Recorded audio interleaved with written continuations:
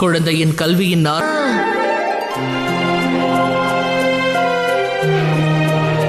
குருதேவா, இவர்தான் எனது தாயார். இவரது கவலை. நான் தங்களுக்கு நன்றி கடன் பட்டுள்ளேன் தேவா. மிக்க மகிழ்ச்சியாக உள்ளது. நீங்கள் என் புதல்வனின் அனுமானின் முயற்சியாகும்.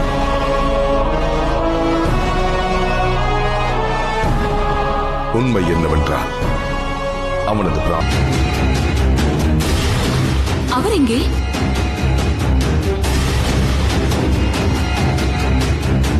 நான் அவரை திடீரென்று தாங்கள் ஏன் கவலையாகிவிட்டீர்கள்? இல்லையே, நான் எதற்கு கவலைப்பட வேண்டும்?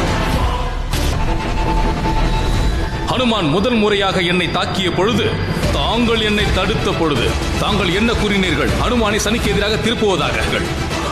தாங்கள் செய்வது சரியே அல்ல.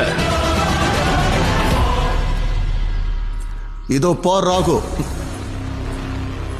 இல்லை என்றால் விளைவுகள் மிகவும் மோசமானதாக இருக்கும். இந்திரதேவா, ராகு அனுமானுடைய பயிற்சியில் தடையை ஏற்படுத்த விரும்புகிறான். இவன் அந்த அனுமானை பழிவாங்க மிகவும் அருமை இந்திர தேவா. மீண்டும் இரட்டை வேடம் போடுகிறீர்களா?